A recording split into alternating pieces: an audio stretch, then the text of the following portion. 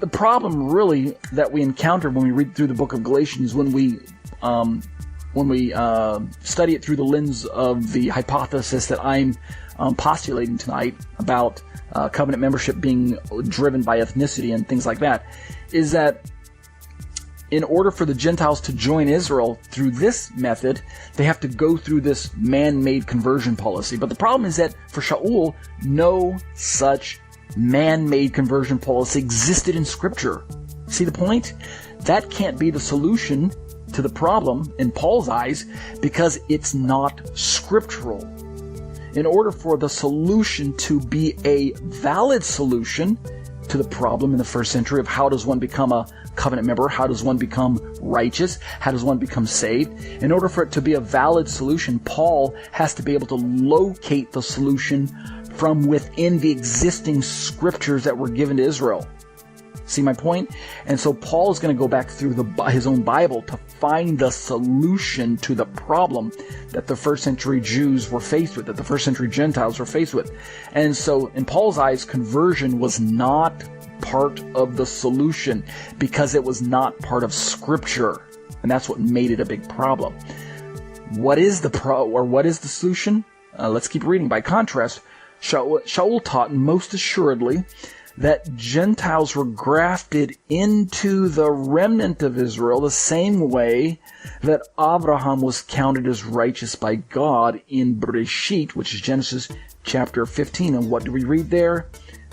Speaking of Abraham, he believed in the Lord and it was counted to him as righteousness. So therefore, from Paul's perspective, the solution to the problem was faith in the promised word of the Lord, viz., faith in Yeshua, who is the word of the Lord, the word made flesh that we read about in John chapter 1. Thus, the original Greek phrase that we encounter for works of the law, ergo namu, it actually has a Hebrew counterpart, which is ma'aseh haTorah. Now, what meaneth ma'aseh haTorah? Well, this phrase, ma'aseh haTorah in Hebrew, is actually found in the Dead Sea Scrolls, the DSS. It uses this phrase as well.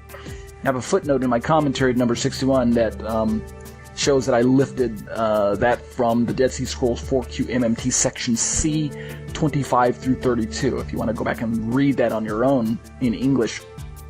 This particular phrase from the Dead Sea Scrolls, particularly those manuscripts that we've now come to refer to as this phrase, works of law, actually refers to, quote, some of the precepts of the Torah. In other words, it's not the whole Torah, it's just parts of the Torah. And it's those parts that were adjudicated by each sectarian halakha, each sectarian group policy.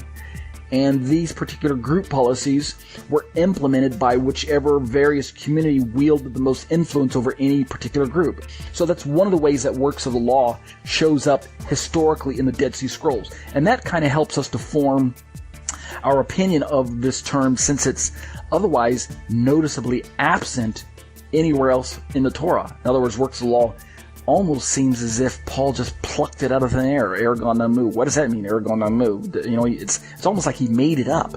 So until we discovered this terminology in the works in the Dead Sea Scrolls back in the 50s, many Bible commentators were basically scratching their heads. They didn't know what works of the law meant, and that's why we assumed as Christians that it must have meant obedience to the law. Works of the law actually sounds like works done in obedience to the law. In other words, it sounds like merit theology.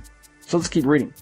To be sure, the common social perspective of first century religious Israel taught that Gentile inclusion into covenant Israel only by way of conversion, read here most often as circumcision, viz. Jewish identity in Galatians 5:2. This conversion was naturally at odds with the true gospel of Gentile inclusion into the community of Israel by faith in Yeshua plus nothing, right?